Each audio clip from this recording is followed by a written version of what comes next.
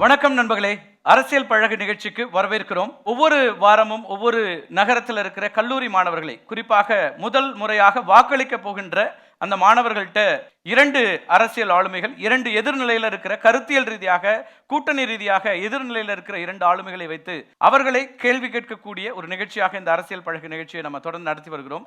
ரொம்ப அடிப்படையில் இந்த முறை நான் பேச விரும்புகிற ஒரு தலைப்பு அப்படின்னா, பெண்களுக்கான இடம் அரசியல்ல எவ்வளவு தூரம் சாத்தியப்படுகிறது, நேரடி அரசியல்ல களம் காண்கிற பெண்கள் எவ்வளவு தூரம் அரசியல்ல சாதிக்க முடிகிறது. தொடர்ந்து எல்லா கட்சிகளும் முன்வைக்கிறாங்க 33% இடஒதுக்கீடு அப்படிங்கிற விஷயத்த.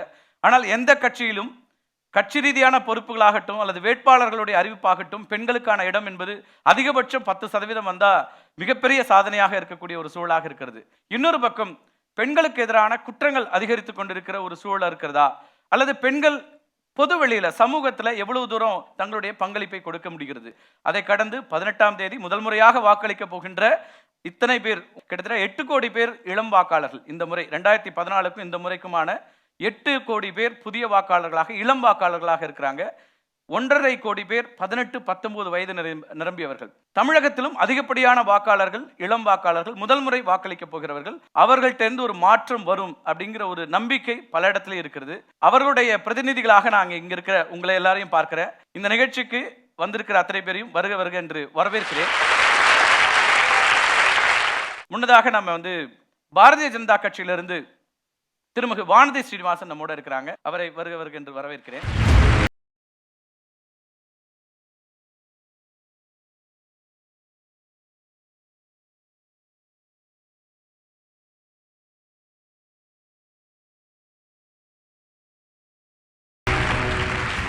தமிழகம் முழுக்க இருக்கிற உங்களுடைய கூட்டணி கட்சிக்கு ஏன் வாக்களிக்க வேண்டும், குறிப்பா பெண்கள் பிரச்சனையில, அல்லது பெண்கள் அதிகமான வாக்காளர்களை கொண்டிருக்கிறது, சரிபாதி வாக்காளர்கள் பெண்களாக இருக்கிறாங்க, ஆனா வேட்பாளர்களாக அவர்கள் இருக்காங்களாங்கிற கேள்வி இருக்கு. அந்த பெண் வாக்காளர்களுக்கும் சேர்த்தா உங்களுடைய முன்னுரையாக சில விஷயங்கள். அனைவருக்கும் வணக்கம். பெண்கள் அதிக அளவுக்கு அரசியலுக்கு கொண்டு வரதுக்கான முயற்சிகள் இந்த நாட்டில் நடக்குன்னா நிச்சயமா நடந்துட்டு இருக்கு. நீங்க உள்ளாட்சி தேர்தல்களில் பஞ்சாயத்து லெவல்ல பெண்களுக்கான இடஒதுக்கீட்டை முதல்ல 33% கொண்டு வந்தாங்க. அப்போ உயர்நீதிமன்றத்தில் நிறைய வழக்குகளே வந்துச்சு. எப்படி பெண்களுக்கு ஒண்ணுமே தெரியாது, அவங்கள கொண்டு போய் நீங்க எப்படி வேட்பாளராக நிறுத்தி வைக்கிறீங்க? ஆனா சிறிது சிறிதாக அந்த நிலை அப்படிங்கிறது மாற்றப்பட்டு இன்னைக்கு பெண்களுக்கு 50% வந்தாச்சு உள்ளாட்சி பிரதிநிதிகளா. ஆனா இன்னைக்கும் சட்டசபை பாராளுமன்றத்துல அந்த இடம் இன்னும் ஒரு போராட்டமாவே இருக்கு பெண்களுக்கு. அதற்கென்று இருக்கக்கூடிய இயல்பிலேயே அரசியல் இருக்கக்கூடிய பிரச்சனைகள் நிறைய இருக்கு. அட்வான்டேஜஸ் ஒரு பக்கம்னா டிஸ்அட்வான்டேஜஸ் இருக்கு. அதை எப்படி ஒவ்வொரு இண்டிவிஜுவலும் அதை ஓவர் கம் பண்ணி வராங்க அப்படிங்கிறதுல தான் நம்ம ரோல் பாலிடிக்ஸ்ல எப்படி நாம அதிகமா அதை எடுத்துட்டு போறோம் அப்படிங்கிறது இருக்கு. ரெண்டாவது, இன்னைக்கு இருக்கக்கூடிய சூழல் ஒட்டுமொத்தமாக நடப்பது நாடாளுமன்ற தேர்தல். யாருக்கு வாக்களிப்பது? நாம வழக்கமா ஒரு கொஸ்டின் அனலைஸ் பண்ணும்போது என்ன யோசிப்போம்? அதனோட ஒரு 2 ஃபேக்டர்ஸ் வருதுன்னா ரெண்டுக்கும் ஒரு ட்ராக் ரெக்கார்டை யோசிப்போம். இன்னைக்கு இருக்கிற சூழல்ல கடந்த 5 வருஷ காலத்துல சென்ட்ரல் கவர்மெண்ட் என்னென்னவெல்லாம் செஞ்சிருக்கு, நாட்டுக்கு புறத்திலேயும் சரி வெளியிலிருந்தும் சரி உள்ளிருந்தும் சரி வரக்கூடிய பிரச்சனைகளை ஒரு சரியான திறமையான தலைமையேற்கின்ற ஒரு நபரோடு பொருத்தி பார்க்கின்ற சூழலை நம்ம இங்க பார்த்தோம்னா வித்யாசங்கையை நம்ம பார்க்க முடியும். ஒரு புறம் பிரதமர் நரேந்திர மோடி 5 வருட காலமாக இந்த நாட்டை எப்படி ஆட்சி செய்திருக்கிறார். அடி வேகமான வளர்ச்சியோடு செல்லக்கூடிய ஒரு தலைவராக ஒரு புறம் அவர் மீண்டும் வர வேண்டும் என இன்றைக்கு ஒரு கூட்டணியில் இருக்காரு. இன்னொரு பக்கம் யார் பிரதமர் என்று சொன்னாலே அந்த கூட்டணி இருக்குமா இருக்காதான்னு தெரியாது. இன்றைக்கு சர்வதேச அளவில் இந்தியாவினுடைய பங்கு என்ன, இந்தியா எடுத்து வைக்கக்கூடிய வாதங்களுக்கு எந்த அளவுக்கு அதுக்கு முக்கியத்துவம் இருக்கு இல்ல, இதெல்லாம் இன்னைக்கு மாறிட்டு இருக்கு. இந்தியாவினுடைய பிரதமர் எந்த நாட்டிற்கு சென்றாலும் அவர் என்ன சொல்ல வருகிறார் என்பதை உன்னிப்பாக இந்த உலக நாடுகள் கவனிக்கிறது. பாகிஸ்தானிலே சென்று உள்ளே அவர்களுடைய எல்லைக்குள்ளாக அங்கு இருக்கக்கூடிய பயங்கரவாதிகளை நாம் வேட்டையாடினால் கூட சுற்றி இருக்கக்கூடிய நாடுகள் அதை ஆதரிக்கக்கூடிய சூழலுக்கு மாற்றியவர் யார்? ஏழை எளிய மக்களுக்கு நேரடியாக வங்கி கணக்கின் வாயிலாக ஒரு பக்கம் நாட்டினுடைய பாதுகாப்பு, இன்னொரு பக்கம் ஏழை எளிய மக்கள் 1 ரூபாயில 13 பைசா போய் சேர்ந்த காலமெல்லாம் இருந்தது. ஆனால் அதையெல்லாம் மாற்றி டெல்லியில 1 ரூபாய்னா அந்த 1 ரூபாய் நேரடியாக வங்கி கணக்கு செல்லக்கூடிய திட்டத்திலிருந்து ஆரம்பிச்சு 5 வருட காலத்திற்குள்ளாக ஒவ்வொரு துறைகளிலேயும் குறிப்பிடத்தக்க முன்னேற்றத்தை வெகு வேகமாக நிகழ்த்தி கொண்டிருக்கக்கூடிய அணியாக இன்னொரு அணி இருக்கிறது. மத்திய அரசு மாநில அரசு இரண்டும் இணக்கமாக செல்கின்ற பொழுது மாநிலத்துக்கு கிடைக்கக்கூடிய நன்மைகள் ஜாஸ்தி. அதனால இது ஒரு முக்கியமான ஃபேக்டர் அப்படிங்கறத நம்ம மைண்ட்ல வச்சுக்கணும். பாலபாரதி, உங்களுடைய முதல் கட்டமா உங்களுடைய கருத்துக்களை பதிவு பண்ணுங்க. நம்ம கேள்விக்கு போயிடலாம். வணக்கம். உங்கள்கிட்ட எனக்கு ஒரு கேள்வி இருக்கு. கஸ்தூரிபா காந்தி அவர் யார்? சொல்லுங்க. காந்தியின் மனைவி. Very good. அடுத்து, அதே கஸ்தூரிபா காந்தி யார்? அவர் ஒரு சுதந்திர போராட்ட வீரர். நாட்டின் விடுதலைக்காக உயிர்த்திருந்த ஒரு முதல் பெண்மணியாக கஸ்தூரிபா காந்தி அவர்கள் இருந்தார்கள். ஆனால் அந்த வரலாறு நமக்கெல்லாம் சொல்லித்தரப்படவில்லை. ஏனென்றால் வரலாறை எழுதியவர்கள் ஆண்கள். ஆகவேதான் ஆண்களினுடைய நிலையை பற்றி தான் எழுதினார்களே தவிர, காந்தியை சொன்ன வரலாற்று ஆசிரியர்கள் கஸ்தூரிபா காந்தியினுடைய உயிர் தியாகத்தை, விடுதலை போராட்டத்தில் அவருக்கு இருந்த வீரத்தை நமக்கு சொல்லித்தரவே இல்லை. இதுதான் ஆணாதிக்க சமூக அரசியல் என்று சொல்கிறோம். ஆகவே இந்திய நாட்டினுடைய விடுதலை போராட்டத்தில் பல்லாயிரக்கணக்கான பெண்கள் பங்கேற்றார்கள். இப்படி வரலாறு முழுவதும் பெண்கள் நிறைந்திருக்கிறார்கள். ஆகவேதான் பெண்கள் அரசியலுக்கு புதியவர்கள் அல்ல. பெண்கள் அரசியலில் பங்கேற்பு ஆண்களுக்கு குறைந்ததும் அல்ல. அப்படி இருக்கும் பொழுதுதான் 33% இடஒதுக்கீடு மசோதா ஏன் சட்டமாக்கப்படவில்லை? பாராளுமன்றத்தில் 540க்கும் மேற்பட்ட எம்பிக்கள் இருக்கிறார்கள். ஆனால் பெண்கள் வெறும் 60 பேர். எங்க போனாலும் ஆணுக்கு சமமாக பெண்கள் இருக்கிறார்கள் எண்ணிக்கையில். ஆனால் சட்டமேற்றக்கூடிய இடத்தில் 1/3 பெண் கூட இல்லை என்றால் இது மனித உரிமை மீறிய செயல் அல்லவா?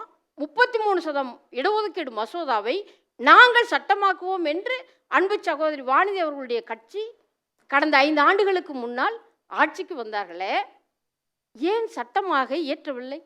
என்ன பிரச்சனை உங்களுக்கு? கவலையா இருக்கு. இவ்வளவு பெண் குழந்தைகள் இங்கே வந்து உட்கார்ந்துருக்கோம். கல்வியில் முன்னேற்றம் இருக்கு, விஞ்ஞானம் எவ்வளவோ வளர்ந்துருச்சுங்கிறீங்க. நாங்கள் நாடாளுமன்றத்துக்குள்ள போவதற்கே உரிமை இல்லைன்னு சொன்னா, ஆண்கள் தான் போக முடியும் சொன்னா, இது என்ன அரசியல்? ஆகவே பெண்கள் நம்பிக்கையோடு திராவிட முன்னேற்ற கழக தலைமையில் அமைந்த இந்த அணியை, மதச்சார்பற்ற முற்போக்கு கூட்டணியை ஆதரிப்பது என்பது நம்முடைய உரிமையை வென்றெடுப்பதற்கு, அரசியல் உரிமையை வென்றெடுப்பதற்கு உதவிகரமாக இருக்கும் என்று நான் பார்க்கிறேன். அடிப்படையில் நீங்க சொல்றீங்க எங்கள் அணியை தேர்ந்தெடுத்தால் 33% இடஒதுக்கீடு வரும்னு. இதே வாக்குறுதியை பல தேர்தல்களாக பார்த்துட்டு இருக்காங்களே, அப்புறம் இந்த முறை என்ன நம்பிக்கை வரும்? பல தேர்தல் என்பது ஒரு 15 ஆண்டுகளுக்கு முன்னால் ஐக்கிய முற்போக்கு கூட்டணி அரசு மசோதாவை கொண்டு வந்தார்கள். அப்போ இடதுசாரி கட்சியில் நாங்கள் வலியுறுத்தி அவங்க இது நிலைக்குழுக்கு அனுப்புகிறோம், கருத்து கேட்குறோன்னு சொல்லி நாடாளுமன்றத்தில் ஒரு விவாதத்தை நடத்தினாங்க. என்னுடைய கேள்வி, ஒரு முறை கூட நாடாளுமன்றத்தில் இந்த மசோதாவை மேஜை மீது கூட அவங்க வைக்கலையே, பாரதிய ஜனதா கட்சியினுடைய ஆட்சி வைக்கலையே, அது ஏன்?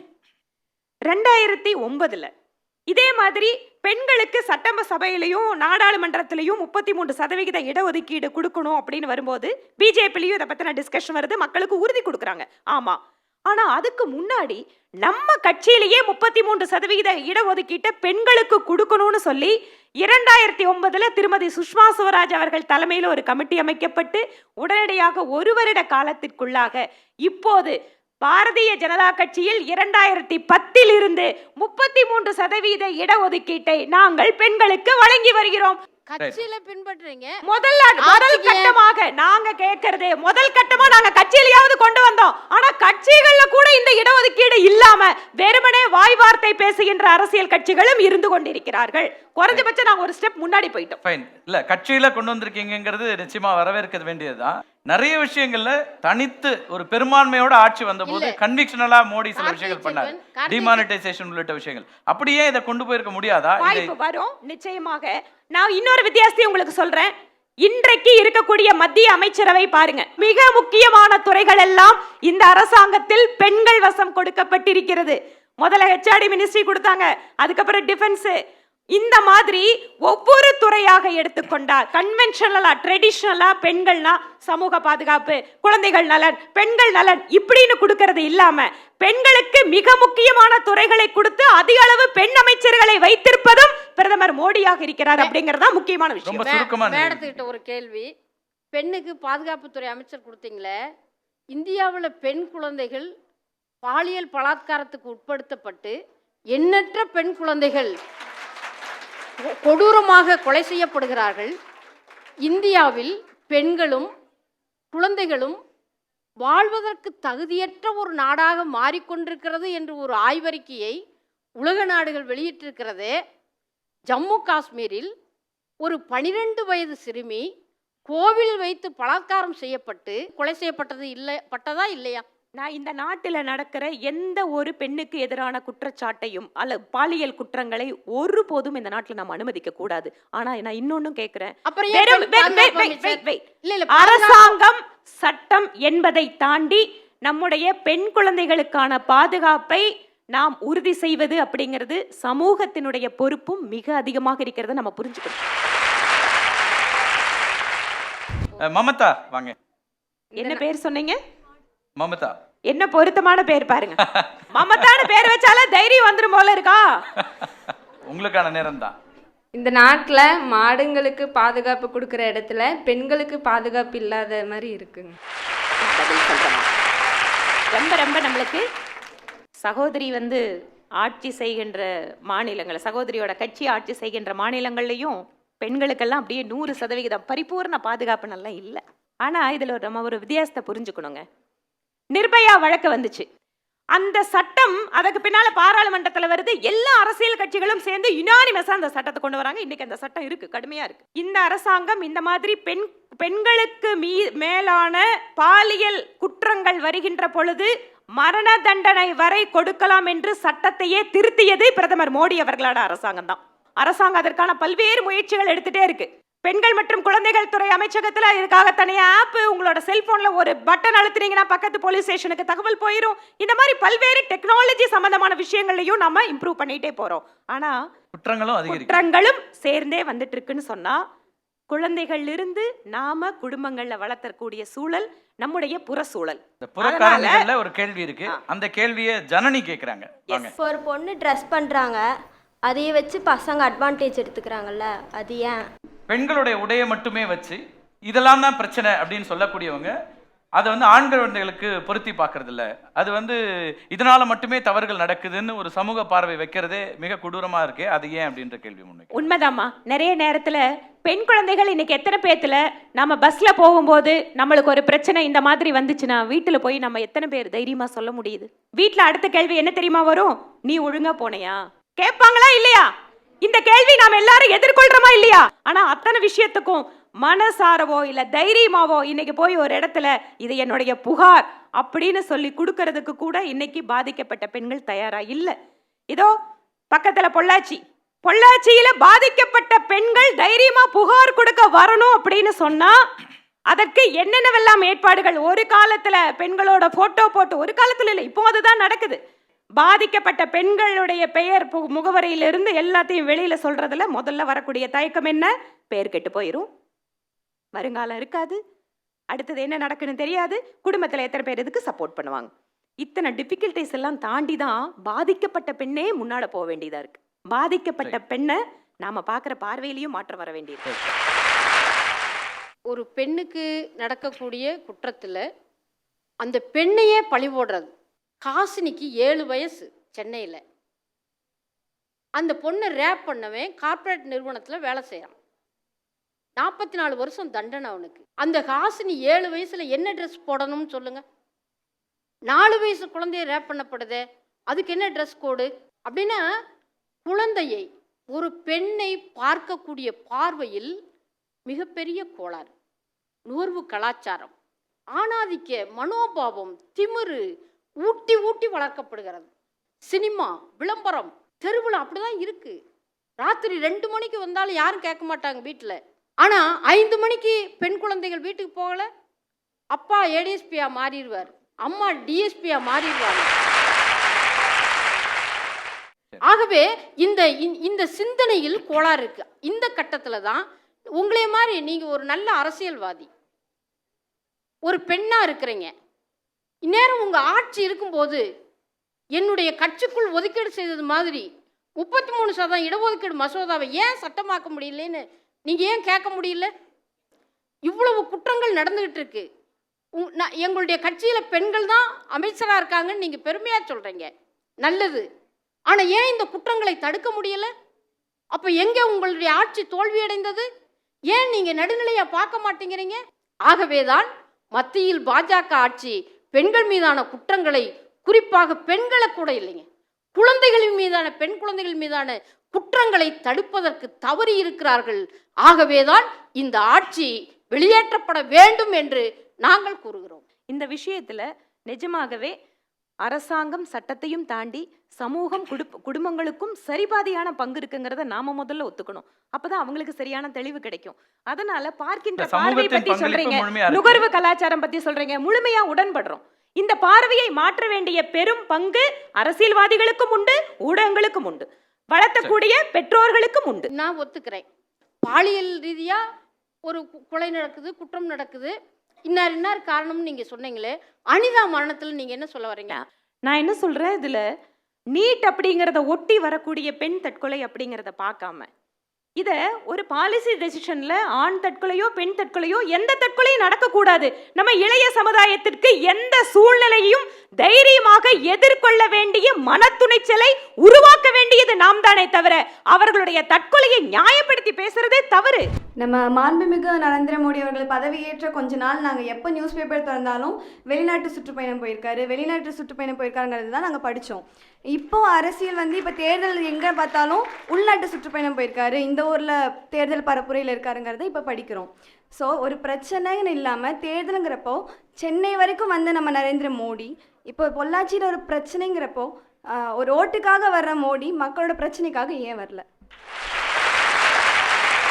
சர்வதேச நாடுகள் அப்படின்னு பார்க்கும்போது அந்தந்த நாடுகளுக்கு ஒரு நாட்டினுடைய பிரதமர் செல்கின்றார் என்றால் அந்த இரு நாடுகளுடைய உறவு, அதில் இந்தியாவிற்கு கிடைக்கக்கூடிய பல்வேறு விதமான பலன்கள்னா என்ன? நாம் அவங்களோட வியாபார ரீதியாக ஒப்பந்தம் செய்து கொள்வது. இரண்டாவது, கலாச்சார ரீதியாக அல்லது டூரிசம் பாயிண்ட் ஆஃப் வியூல அதை எப்படி ரெண்டுக்கும் மியூச்சுவலா டெவலப் பண்ணிக்கிறது. மூன்றாவது மிக முக்கியமான விஷயம் இருக்கு, அரசாங்க ரீதியாக அந்த நாட்டை நம்முடைய நட்பு நாடாக்கி கொள்வது அப்படிங்கிறது தான் ரொம்ப ரொம்ப பிரதானம். பிரதமர் மோடி அவர்கள் இதற்கு முன்பாக இருந்த பிரதமர் மன்மோகன் சிங் அவர்களை விட அவர் அதிகமாக போனது ஒரு 4-5 நாள் தான். நீங்க புள்ளி விவரத்தை எடுத்து பார்த்தீங்கன்னா தெரியும். ஆக பிரதமர் மோடி தொடர்ச்சியாக வெளிநாடுகளுக்கு சென்று வந்தார் என்று சொல்லும் போது நீங்க படிச்ச குழந்தைங்க உங்களுக்கு சொல்றேன், நம்ம பார்டரை தாண்டி பாகிஸ்தான்ல போய் பயங்கரவாதிகள் முகாம் மேல நடவடிக்கை எடுக்கிறோம், அங்க போய் நம்ம விமானங்கள் தாக்குதல் நடத்துது. அதற்கு பின்பாக ஒரு நாட்டினுடைய எல்லைக்குள்ளாக இன்னொரு அரசாங்கம் சென்று வந்தால் அது இந்த மாதிரியான ஸ்ட்ரைக் பண்ணோம் அப்படின்னா எந்த மாதிரி விமர்சனம் எழும்? ஆனா இந்த முறை பாருங்க, சர்வதேச நாடுகளுடன் நம்முடைய பிரதமர் ஏற்படுத்தி இருக்கக்கூடிய நட்பின் காரணமாக எந்த நாடுகளும் பாகிஸ்தானுக்கு ஆதரவாக எங்கும் வரவில்லை. முடிந்தவரை எதிரியான நாடுகளை எல்லாம் நடுநிலைமையில் கொண்டு வந்து நிறுத்தி இருப்பது பிரதமர் மோடி. பொள்ளாச்சிக்கு ஏன் பிரதமர் வரல? அதை பத்தி பேசலன்னு இல்லை. இந்த நாட்டில் பொள்ளாச்சி ஆகட்டும், காஷ்மீர் ஆகட்டும், உத்தரப்பிரதேசம் ஆகட்டும், எதுவாக இருந்தாலும் எல்லாமே அவருடைய குடிமக்கள், அவரோட குழந்தைங்க. எப்படி ஒவ்வொரு ஏரியாவுக்கு வித்தியாசப்படுத்தி பார்க்கறது இல்லை. இந்த நாட்டில் மத்திய அரசாங்கம் ஒரு விதமான சப்ஜெக்ட் மட்டும் கவனிப்பாங்க, நிதி, பாதுகாப்பு, இந்த மாதிரி விஷயங்கள் மட்டும் மத்திய அரசாங்கம் கவனிப்பாங்க. மாநிலத்தில் இருக்கக்கூடிய விஷயங்களை மாநில அரசாங்கம் கவனிக்கும். சட்டம் ஒழுங்கு, பல்வேறு விஷயங்கள் மாநில அரசாங்கத்தோட சப்ஜெக்ட்ல வரும். ரொம்ப அழகா இந்த நாட்டுல எது நடந்தாலும் பிரதமர் மோடி அப்படின்னு பார்க்கின்ற பார்வைன்னு சொன்னல, அனார்கலியோட கேள்வி குறைந்தபட்சமா ஏன் இத பேசல? தமிழகத்துக்கு வருகிறார், மற்ற பிரச்சனையில பேசுறார், அரசியல் ரீதியா பேசுறார், வாக்குகள் கேட்கிறார். ஆனால் பொள்ளாச்சி விவகாரத்துல ஏன் கருத்து? பொள்ளாச்சி விவகாரத்துல மட்டும் இல்லைங்க, பாலியல் ரீதியாக நாட்டுல எங்க நடந்தாலும் ஒருபோதும் பிரதமர் அதை பற்றி நீங்க ஆதரவு கொடுக்கறாரு அப்படிங்கிற விஷயத்த சொல்ல வேண்டியது இல்லை. ஒருத்தங்களும் ஒரு கட்சிக்காரங்களும் இதை மேடையில பேசுறாங்க, நான் போராட்டம் பண்றேன், அவங்கவுங்க கட்சி பொறுத்தமா அவங்கவுங்க போராட்டம் பண்றாங்க. இது ஒரு ட்ரெண்டிங் டாபிக்காக தான் இருக்கு. ஒரு வாரம் போராட்டம் பண்றாங்க, 2 வாரம் போராட்டம் பண்றாங்க, அதோடு முடிஞ்சிருது. அவங்க தேர்தல் கருவியா பாக்குறாங்களா இல்ல உண்மையாவே ஒரு பெண்களோட பிரச்சனையா பாக்குறீங்களா? நானும் அவர்களும் ஆகட்டும், இந்த மாதிரி விஷயங்கள் வரும்போது முதல்ல நம்ம சமூகத்துக்கு இந்த அரசியல் கட்சி சொல்ல வேண்டிய விஷயம் என்னங்கிறத முதல்ல சொல்லுவோம். அதுக்கப்புறம் மாறலா இல்ல மக்கள் கிட்ட இந்த பிரச்சனையை எடுத்துட்டு போகணும்னு ஒரு அரசியல் கட்சி ஆர்ப்பாட்டம் பண்ணுவாங்க, போராட்டம் பண்ணுவாங்க. இதெல்லாம் இருக்கக்கூடிய ஜனநாயக ரீதியாக தங்கள் கருத்துக்களை சொல்லக்கூடிய ஒரு மீடியம் அது. அதனால் அது நடக்கும். அரசியல் கட்சிகளுடைய அந்த ஒரு போராட்டத்தை அல்லது அறிக்கையை சாதாரணமா கடந்து போறதா நீங்க நினைக்கலாம். இல்ல, உணர்வு ரீதியாக அவர்களுக்கெல்லாம் கூடவே மாறல என்ன சப்போர்ட் பண்ணுங்கிறது ஆரம்பிச்சு பாலிசி டேஷன் வரைக்கும் கூட இருக்கிறவங்க அரசியல் கட்சிகள். நன்றி. வெளிநாட்டு அதாவது நம்முடைய பார்டர் செக்யூரிட்டி எவ்வளவு முக்கியமோ அதே போல சிட்டிசன் செக்யூரிட்டி ரொம்ப முக்கியம் அப்படிங்கறத அவங்க சொல்றாங்க. இப்போ வந்து நான் ஃபர்ஸ்ட் டைம் ஓட் பண்ண போகிறேன்.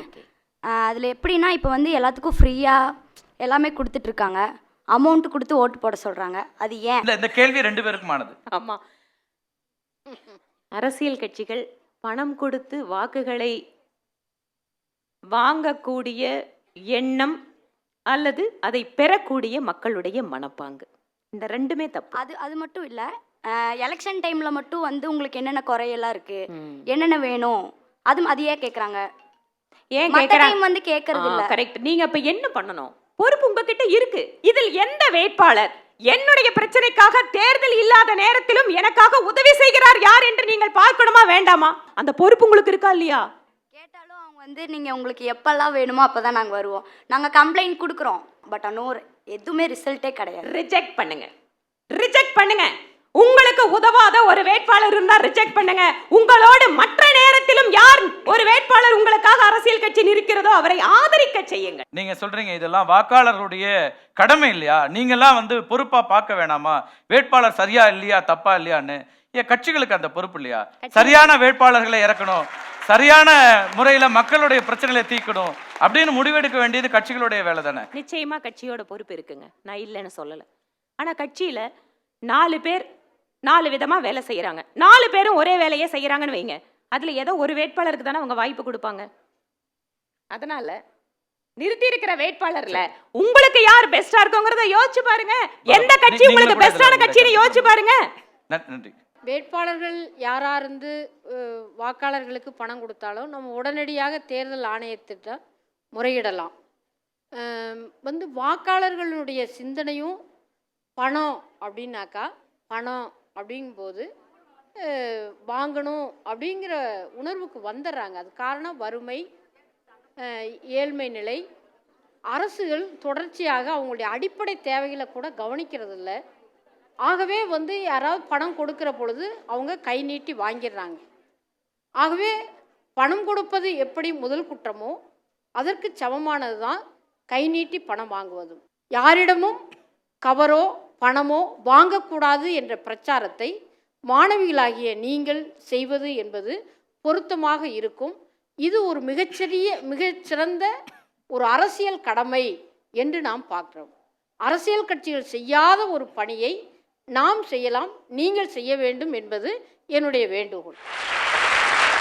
இப்போ ஒரு ரேஷன் கார்டு வாங்குறதுனாலுமே ஒரு தாசில்தார் ஆஃபீஸ் சரி, எங்கேயும் சரி கவர்மெண்ட்டு தான் நம்ம வந்து எந்த ஒரு இதுக்குமே டிசிஷன் எடுக்கிறது. பட் அந்த கவர்மெண்ட்டே ஒரு ரேஷன் கார்டுக்கும் சரி எதுக்கும் சரி லஞ்சம் வாங்க தான் செய்கிறாங்க. 500 கொடுங்க, 1000 கொடுங்க. படிக்காதவங்கனால அவங்கள ஏமாத்துறாங்க. இதே நாங்கள் வந்து இப்போ நாங்கள் ஸ்டூடெண்ட்டு, ஸோ வந்து எங்களால் என்ன பண்ண முடியும்னா சோசியல் மீடியா வீடியோ எடுத்து அப்லோட் பண்ண முடியும், அவ்வளோதான். அதுக்கு லைக்கு கமெண்ட்ஸ் அவ்வளவுதான். இல்லம்மா, அவ்வளவு சாதாரணமா அதை நினைக்காத.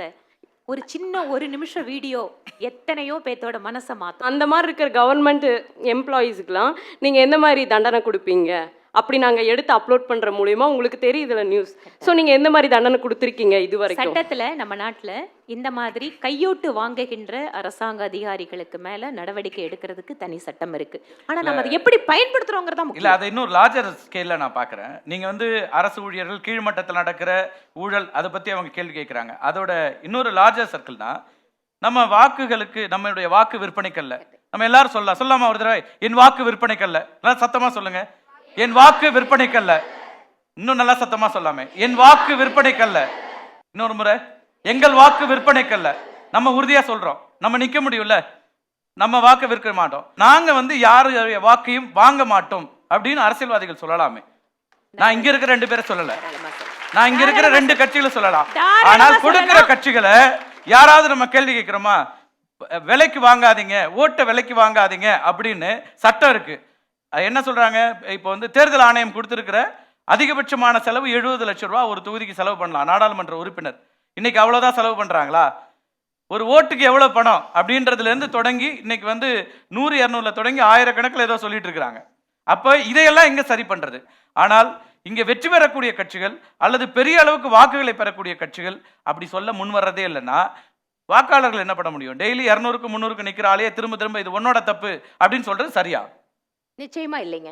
எந்த அரசியல் கட்சியும் இதுல ஈடுபடக்கூடாது. ஈடுபடுறதால தான் நல்லவங்களும் நேர்மையானவங்களும் இன்னைக்கு அரசியல வர முடியாத சூழல் இருக்கு. ஒரு பக்கம் அவங்க சொல்ற மாதிரி ஏழ்மை வறுமை இதெல்லாம் இருக்கு. எனக்கு அன்னைக்கு கிடைக்கிற பணம் எனக்கு போதுங்கிற மென்டாலிட்டி இருக்கு இல்லையா, அதை நம்ம புரிஞ்சுக்க முடியுது. எனக்கு ஒருத்தர் கொண்டு வந்து ஒரு 2000 ரூபா 3000 ரூபா கொடுக்குறாங்கன்னா எனக்கு ஒரு மாசம் மளிகை ஜாமானுக்கு அது வருமே, நீ ஏன் அதை தடுக்கிற அப்படிங்கிற ஒரு மனநிலை இருக்கு. ஆனா நம்முடைய வாக்குகள் அதை விட புனிதமானவை அப்படிங்கிற எண்ணம் இன்னும் தோணல நமக்கு. அரசியல் கட்சிகளும் ஒத்துழைக்கணும், மக்களும் அதுக்கு ஒத்துழைக்கணும். இந்த ரெண்டு இருந்தாதான் ஒரே மாதிரி சக்கரம் ரெண்டும் ஒன்னா போகும். பாலபாரதி, உங்களோட ஆலோசனை என்ன? நிச்சயமா நான் சார்ந்திருக்கக்கூடிய மார்க்சிஸ்ட் கம்யூனிஸ்ட் கட்சியை பொறுத்த வரைக்கும், இடதுசாரி கட்சிகளை பொறுத்த வரைக்கும், இப்போது இருக்கக்கூடிய கூட்டணியும் சரி, நிச்சயமாக வாக்காளர்களுக்கு பணம் தர மாட்டோம் என்பதை இந்த நேரத்தில் உறுதியாக நாங்கள் சொல்லிக்கொள்கிறோம். காரணம், இதை உங்க கட்சியின் சார்பாகவும் சொல்வீங்கன்னு உறுதியா இருக்கு. நான் அடுத்ததா ஒரு கேம்பெயின் நடக்க போறோம். புதிய தலைமுறையில தொடர்ந்து ஒவ்வொரு தொகுதியாக கேட்டுட்டு இருக்கோம். என் வாக்கு விற்பனைக்கல்ல அப்படிங்கிற கேம்பெயினை பிளட்ஜ் எடுத்துட்டு இருக்காங்க. நிறைய பேர் சொல்றாங்க அடுத்த கேம்பெயின் 1ஆம் தேதிக்கு அப்புறம் தொடங்குறோம். எல்லா வேட்பாளர்கள்ட்டையும் போறோம். எந்த வேட்பாளர் சொல்ல விரும்புறாருன்னு பார்ப்போம். நான் காசு கொடுத்து வாக்குகளை வாங்க மாட்டேன். எத்தனை வேட்பாளர்கள் வர்றாங்கன்னு பார்ப்போம். அந்த ஒரு முயற்சியை இங்க 2 பேரும் தொடங்கி வச்சிருக்கீங்கன்னு நான் நம்புறேன். நீங்க 2 பேரும் உறுதியா சொல்லலாம். எடுத்துக்கலாங்க. ஒருபோதும் எங்கள் கட்சி வாக்குகளுக்கு பணம் கொடுக்காது. 2 பேருக்கு ஒரு சிக்கலான விஷயம் இருக்கு. இப்ப வானதி அவர்களும் பாலபாரதி அவர்களும் எங்கள் கட்சி வாக்குகளை விலைக்கு வாங்காது அப்படின்னு உறுதியா சொல்லுவாங்க. எங்கள் கூட்டணி விலைக்கு வாங்காது சொல்ல முடியுமா? 2 பேருக்குமே அது பொருந்தும். அது கூட்டணி கட்சிகிட்ட கேட்டுட்டு தான் சொல்ல முடியும். இது இதற்கான பதில் எனக்கு தெரியாது. இல்ல, எதுக்காக அதை சொன்னா சூழல் அப்படிதான் இருக்கு. அதை மாற்ற வேண்டிய அவசியம் நம்ம கிட்ட இருக்குன்னு நான் சொல்லிட்டு வந்தேன். முதல் தலைமுறை வாக்காளர்கள், முதல் முறையாக வாக்களிக்க போறவங்க தான் இதை மாற்ற முடியும். சீரியஸா ஓய்வு பெற்ற தேர்தல் அதிகாரிகள் பலரும் ரொம்ப வருத்தத்தோட சொல்றது, Tamil Nadu is the most expensive ஸ்டேட்னு ஆயிடுச்சுங்க. தேர்தலையே நடத்த முடியாது அவலம் இருக்குன்றாங்க. இதை மாற்ற வேண்டியது இந்த தலைமுறை. செய்தி அவர்களை திரு கார்த்திகை செல்வன் அவர்கள் எந்த அளவிற்கு அதிகமாக இளம் தலைமுறையும் எடுத்துக்கொள் செல்கிறாரோ அந்த அளவிற்கு தான் நானும் சகோதரியும் அரசியலையே நிலைச்சு நிற்க முடியும். அது கரெக்ட். ஆனா கண்டெய்னர்ல வந்த பணத்தை மத்திய அரசு போன தேர்தலில் பிடிச்சாங்க. அந்த கண்டெய்னர் எங்க? அதற்கான கேஸ் அவங்களோட எல்லாம் நடந்துட்டு இருக்குங்க. என்னமோ கண்டெய்னரே கொண்டு போய் பிஜேபி தான் ஆபீஸ்ல வச்ச மாதிரி பேசுறீங்கம்மா. இவங்க யாரு மேல வழக்கு போட்டிருக்காங்களோ அவங்களோட தான் கூட்டணி வச்சிருக்காங்க. புரிஞ்சுக்குங்க. தவறுமா? கண்டெய்னருக்கு என்னன்னு தனியாக ஒரு கேஸ் நடந்துட்டு இருக்கு. அதிமுகவோட வரப்போற லோக்சபா தேர்தலில் ஏன் கூட்டணி வைத்திருக்கிறீர்கள் அப்படின்னு கேட்குறாங்க. அந்த கூட்டணிக்கான அடிப்படையான நியாயங்கள் என்னங்கிற மாதிரி கேள்வி வச்சிருக்காங்க. அதிமுகவோட ஏன் கூட்டணி வச்சோன்னு கேக்குறீங்களா? ஏன் வைக்க கூடாது? அனால்களி வர்றாங்க. அவங்க ஆளுங்கட்சிங்கிறதுனால நீங்கள் கூட்டணி வச்சிங்களா, இல்லை அவங்களோட தொகுதிகள் உங்களுக்கு நிறையா கிடைக்கும், ஆளுங்கட்சியோட சப்போர்ட் கிடைக்கும், இல்லை ஆளுங்கட்சியோட தேர்தலில் இருந்தால் நீங்கள் வெற்றி பெறலாம், தமிழ்நாட்டுக்குள்ளே நுழையலாங்கிறதுக்காக இந்த கூட்டணி வச்சிங்களா? தமிழ்நாட்டுக்குள்ள பிஜேபி நுழையலன்னு யாரு சொன்னா? தமிழ்நாட்டுக்குள்ள உங்க பார்ட்டி இருக்கு, ஆனா ஆட்சியில இல்ல. ஒத்துக்கிறோம், இல்லன்னு சொல்லல. ஆனால் ஆட்சிக்கு வருவதற்கான முயற்சிகள்ல ஒரு அரசியல் கட்சி இருக்குமா இருக்காதா? அந்த முயற்சியா தான் இப்ப அதிமுக கூட நீங்க கூட்டணி வச்சிருக்கீங்களா? கட்டாயம். நீங்க தமிழ்நாட்டுல இருந்து அதிகமாக எண்ணிக்கையில் பிரதமர் மோடி அவர்கள் அரசு அமைப்பதற்காக ஒரு கூட்டணியை நாங்கள் அமைத்தாக வேண்டும். சோ உங்களுக்கு இங்க மெஜாரிட்டி தேவைப்படுது, ஆளுங்கட்சி தேவைப்படுது.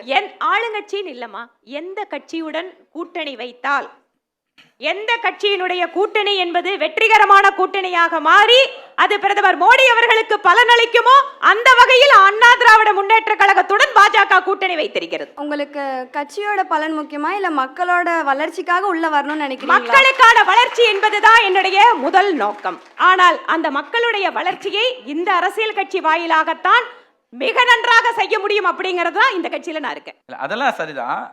6 மாசத்துக்கு முன்னாடி வரைக்கும் கழகங்கள் இல்லாத தமிழகம், அதே போல ஊழல் நிறைந்த ஆட்சி அப்படிலாம் விமர்சனத்தை வச்சுட்டு இப்ப மீண்டும் அவங்களுடைய கூட்டணி அமைச்சு நாங்க ஆட்சிக்கு வரோம்னு சொல்றீங்களேங்கிறத அனார்கலி கேட்கறாங்க. அப்ப மக்களுக்கான பிரச்சனையா, அதிகாரத்துக்கு வர்றதுக்கான காம்ப்ரமைஸா? தமிழ்நாட்டுக்குள்ள காங்கிரசும் கம்யூனிஸ்டும் ஒரே மேடையில் நின்று ஒரே கூட்டணியா இருக்காங்க. அந்த பக்கம் கேரளாவுக்குள்ள போனீங்கன்னா அவங்களும் இவங்களும் எதிரணியில் நிக்கிறாங்க. அது என்ன கூட்டணி?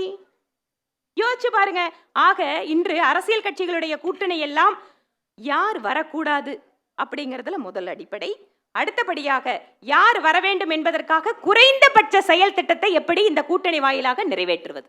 கூட்டணி அப்படிங்கிறது எப்பவுமே முரண்களுடைய கூட்டணியா தான் இருக்குதா, முரண்கள் நிறைந்ததா தான் இருக்கா? அதுக்கு விதிவிலக்கு இல்லாம தான் திமுக, காங்கிரஸ், கம்யூனிஸ்ட் கட்சி கூட்டணியும் இருக்கு. திருவனந்தபுரத்துக்கு நாகர்கோவில் வரைக்கும் நீங்க காங்கிரஸ் மேடையில ஏறி பேசுவோம், திருவனந்தபுரம் போனா காங்கிரஸ் மிக கடுமையான ஒரு மோசமான கட்சி, கொலைகார கட்சி அப்படின்னு விமர்சிப்போம்னா மக்கள் எப்படி ஏத்துப்பாங்க? யார் ஆட்சி அதிகாரத்திலிருந்து அப்புறப்படுத்தப்பட வேண்டுமோ அதற்காக மாநிலங்களில் எந்தெந்த கட்சியால் முடியும் என்று நாங்கள் பார்க்குறோம். ஆகவே கேரளாவில் காங்கிரஸ் ஒரு தரப்பில் இருக்குது, கம்யூனிஸ்டுகள் ஒரு தரப்பில் இருக்கோம். ஆனால் எங்கள் 2 பேர்த்து லட்சியமும் மத்தியில் பாஜக ஆட்சியை வெளியில் அனுப்புறது தான். அதே மாதிரி தமிழகத்தில் காங்கிரஸ் திமுகவோட அலைன்ஸில் இருக்குது, கம்யூனிஸ்டுகள் திமுகவோட அலைன்ஸில் இருக்குது. அவங்க ஒரு கையை பிடிச்சிருக்காங்க, நாங்கள் ஒரு கையை பிடிச்சிருக்கோம். எங்கள் லட்சியமும் மத்தியில் பாஜக ஆட்சியிலிருந்து வெளியேற்றப்பட வேண்டும் என்பதுதான். ஆகவே எங்களுடைய லட்சியம் ஒன்று. 2 பேருமே கூட்டணி அமைப்பதற்கான தேவையும் அதுக்கான ஜஸ்டிஃபிகேஷனும் கொடுக்குறாங்க. முதல் முறையா வாக்களிக்க போறீங்க, கூட்டணிகளுக்கான வாக்கா அல்லது தனித்து களமிறங்கினா அவங்களுக்கு வாக்கா? தனித்து களமிறங்குறவங்களுக்கு என்னுடைய வாக்கு அப்படின்னு சொல்றவங்களா கை தூக்குங்க பார்ப்போம். அப்படின்னா மொத்த பேரும் தனியா நிக்கிறவங்களுக்கு தான் வாக்களிக்க போறீங்களா? அப்போ கூட்டணிகளாக வருகிறவர்களுக்கு எங்களுடைய வாக்கு. தனி ஒருவரா நிக்கிறீங்க. இப்போ எல்லா கட்சியிலேருந்து இப்போ எம்எல்ஏக்கே நிற்கிறீங்க. எம்எல்ஏ செலக்ட் பண்ணவர் வந்து வெளியே வராரு, ஷைன் ஆகிறாங்க. ஏன் அப்போ தோத்தவங்க வந்து ஷைன் ஆக மாட்டீங்க? நீங்கள் ஏன் வந்து மறுபடியும் அவங்களும் ஹெல்ப் பண்ணலாமே இவங்களுக்கு? ஜெயிச்சவங்களுக்கான அரசியல் அதிகாரம் அவங்க கையில் வந்துடுது. எம்எல்ஏக்கு அதிகாரம் இருக்கு, சட்டசபையில் போய் பேச முடியும். ஒருவேளை அவர் சார்ந்திருக்கிற கட்சி மாநிலத்தில் இருந்தால் அவர் அதிகமான நிதியை கொண்டு வந்து தொகுதிக்கு பண்ண முடியும்.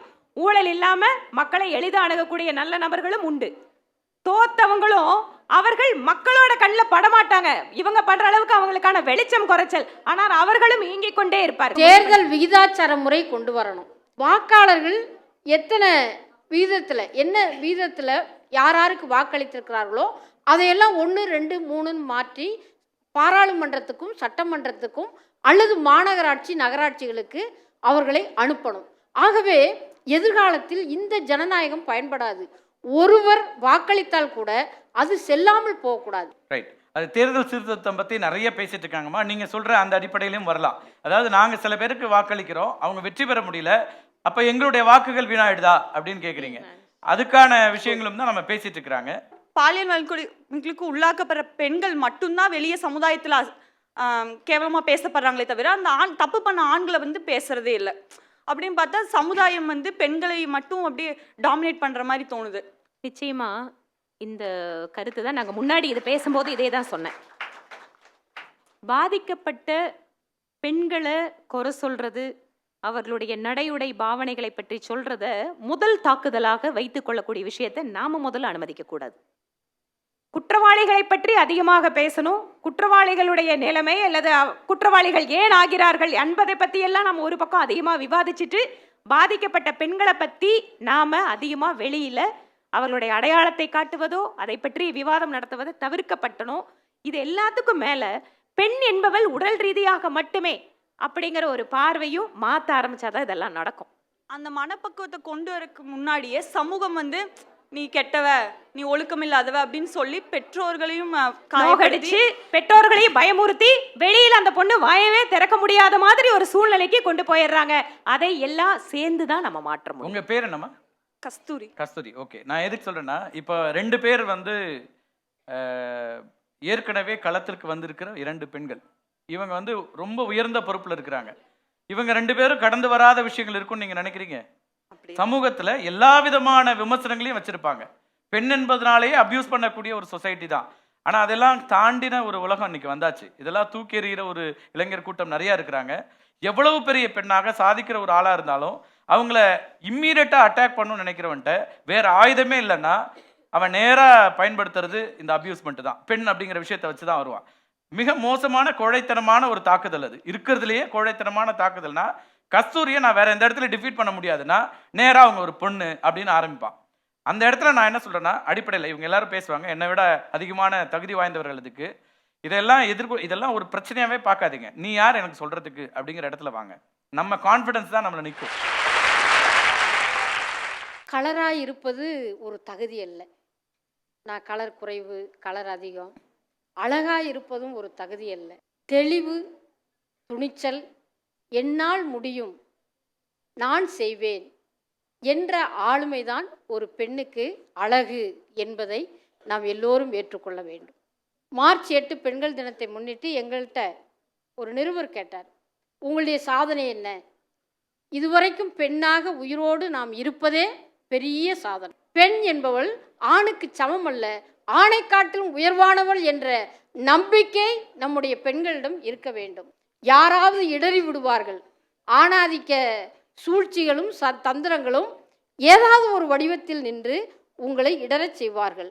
இடறியவர்களையும் இடறி விழச் செய்து நாம் உயரத்தில் சிந்துவை போல, மேரி கோமை போல, அதே போன்று அவனி சதுர்வேதியைப் போல நாம் முன்னேறி செல்ல வேண்டும். எங்களுடைய கூட்டணிக்கு நீங்கள் வாக்களிக்கிறது அவசியம். இதையெல்லாம் நாங்கள் செய்ய இருக்கிறோம் அப்படின்னு நீங்கள் இந்த முதல் முறை வாக்களிக்க போகிறவர்களுக்கான உங்களுடைய இறுதி கருத்தாக இதை சொல்ல விரும்புகிறீங்க? என்னை தினமும் உறங்குகிற பொழுது மிகவும் துன்புறுத்தி கொண்டிருப்பது அனிதாவினுடைய மரணம்தான். அவங்க இந்த ஆண்டு படித்து கொண்டிருந்தால், உயிரோடு இருந்தால் 3வது வருஷம் எம்பிபிஎஸ்ல. ஆனால் நீட்டு தேர்வு வந்தது. அது நீட்டு தேர்வை எதிர்த்து உச்சநீதிமன்றத்துக்கு அவங்க டெல்லிக்கு போனாங்க. பத்திரிக்கையாளர்கள் கேட்குறாங்க, இந்த நீட்டு தேர்வை இவ்வளவு மார்க் வாங்கின உங்களால் எழுத முடியாதா? நீங்கள் பாஸ் பண்ண மாட்டிங்களா? அதுக்கு அனிதா சொன்னாங்க, எனக்கு நீட்டுனா என்னன்னே தெரியலைங்கண்ணா அப்படின்னாங்க. ஒரு கிராமத்து மாணவி, ஒரு வீடு, ஓட்டு வீடு கூட கிடையாது, மின்சார விளக்கு கிடையாது, கையில் மொபைல் ஃபோன் கிடையாது. அவங்க அப்பா திருச்சி மார்க்கெட்டில் மூட்டை தூக்கி தான் அந்த அனிதாவை படிக்க வச்சாங்க. அவ்வளவு கஷ்டப்பட்டு படித்த அந்த மாணவிக்கு நீட்டை ஏன் கொண்டு வந்தீங்க? இப்போ சட்டக்கல்லூரி சட்டப்படிப்புக்கும் நீட்டு, அடுத்து பொறியியல் படிப்புலையும் அதே மாதிரி, அடுத்து ஆர்ட்ஸ் அண்ட் சயின்ஸ் +2 முடிச்சுட்டு திரும்ப நீங்கள் ஒரு எக்ஸாம் எழுதினாதான் கல்லூரிக்கு போக முடியும்னு கொண்டு வந்தால் இந்த பெண் குழந்தைகளினுடைய கல்வி என்ன ஆகும்? ஆகவே பெண் கல்வி உரிமையை வென்றெடுக்க வேண்டும் என்று சொன்னால் நீட்டை ரத்து செய்ய வேண்டும். 2வது வேலை வாய்ப்பு. பொறியியல் படிப்பு முடித்தவர்களுக்கெல்லாம் வேலை கிடைக்கவில்லை. வேலை வாய்ப்பு அலுவலகம் என்பது எந்த வேலையும் கொடுப்பதே இல்லை. ஆகவே இந்த கல்லூரி படிப்புக்கு வேலை வாய்ப்பை கொடுக்கக்கூடிய ஒரு அரசு வர வேண்டும். 3வதாக விவசாயம். தமிழகத்தில் விவசாயம் என்பது மிக பாழ்பட்டு கிடக்கிறது. மீத்தேன் தமிழ்நாட்டில் எடுக்கிறீங்க, ஹைட்ரோ கார்பன் மத்திய பாஜக அரசு காவிரி டெல்டாவில் எடுத்தீங்க, 8 வழிச்சாலையா நிலத்தை எடுக்கிறீங்க. விவசாயிகளினுடைய விளைநிலத்தை எடுக்க விட மாட்டோம், என் மண்ணை கொடுக்க மாட்டேன் என்று உண்ணாமலை என்று சொன்ன 82 வயசு மூதாட்டி சிறைக்கு சென்றார். அந்த மூதாட்டிக்கு அவர்கள் நியாயம் கொடுக்கவில்லை என்றாலும் நாம் நியாயம் கொடுக்க வேண்டும். வானதி, உங்களுடைய நிறைவு. இதுவரை நடந்து கொண்டிருக்கக்கூடிய மருத்துவக் கல்லூரி சேர்க்கைகளில் 2% குறைவான கிராமப்புற ஏழை அரசாங்க பள்ளி மாணவர்கள் தான் படிச்சுட்டு இருந்தாங்க. ஆனா இன்னைக்கு நீட் வந்ததன் காரணமாக தமிழகம் முழுக்க இருக்கக்கூடிய பல்வேறு மாவட்டங்களை சார்ந்த கிராமப்புறத்தை சார்ந்தவர்கள் எல்லாம் இன்னைக்கு இடம் கிடக்கக்கூடிய நிலைமைக்கு வந்திருக்கிறது. அதுவும் எப்படி? மருத்துவ கல்லூரிகள் இவ்வளவுதான் கட்டணத்தை வசூலிக்க வேண்டும் என்கின்ற அரசாங்கத்தின் சட்டத்தோடு வந்திருக்கிறது. அதனால் நீட் வேணுமா வேண்டாமா அப்படிங்கிற ஒரு கொள்கை முடிவிற்கு பின்னால ஒரு இளம் சகோதரியினுடைய மரணத்தை முடிச்சு போட்டு அதை இந்த அளவுக்கு இங்க அதை அவங்க இதை பேசுறது அப்படிங்கிறது அரசியல் ரீதியா சரியில்லை. வேலை வாய்ப்பு, இந்த அரசாங்கம், மத்தியில் இருக்கக்கூடிய அரசாங்கம் வேலை வாய்ப்புகளை, குறிப்பாக தனியார் வேலை வாய்ப்புகளை, ஏனென்றால் மேக் இன் இந்தியா திட்டத்தில் உள்நாட்டில் உற்பத்தி செய்யக்கூடிய நிறுவனங்கள் வளர்ந்திருக்கிறது. வேலை வாய்ப்பு இல்லாம எங்க போகும்? இங்க வேலை வாய்ப்பு இருக்கு. அதை தகுதிப்படுத்தி கொண்டு அதில் சென்று நம்முடைய திறமையையும் உழைப்பையும் காட்டக்கூடிய மனப்பக்குவத்தையும் அதற்கு தயாரிப்பு செய்ய வேண்டிய பணிகளையும் இன்னும் அதிகமாக இளைய சமுதாயம் செய்ய வேண்டியிருக்கு. மிக்க நன்றி. ரொம்ப சுருக்கமாக தான் அவங்க வச்சிருக்கிறாங்க. 2-3 விஷயங்களை தொட்டிருக்காங்க. கல்வி, வேலை வாய்ப்பு, உள்நாட்டு கட்டமைப்பு, இந்த விஷயங்கள்ல அவங்கவுங்க கட்சியினுடைய பார்வையை சொல்லியிருக்காங்க. யாருக்கு வாக்களிப்பது, யாரை நான் நம்புறது, கூட்டணிகளா, தனிதா வரவங்களா, எல்லோரும் ஒரு அஷூரன்ஸ் கொடுக்குறாங்க, ஒரு வாக்குறுதி கொடுக்குறாங்க, யாரும் நிறைவேற்றுறாங்களா, இப்படி பல கேள்விகள் இருக்கு. இந்த கேள்விகளை எல்லாம் நீங்க மீண்டும் மீண்டும் கேட்டுட்டு 18ஆம் தேதி மறக்காம உங்களுடைய வாக்கை செலுத்துங்கள். இப்படி ஒரு அழகான அமர்வில் பங்கேற்ற அத்தனை பேருக்கும் மிக்க நன்றி. மீண்டும் ஒரு நிகழ்ச்சியில் சந்திக்கலாம் நண்பர்களே. நன்றி, வணக்கம்.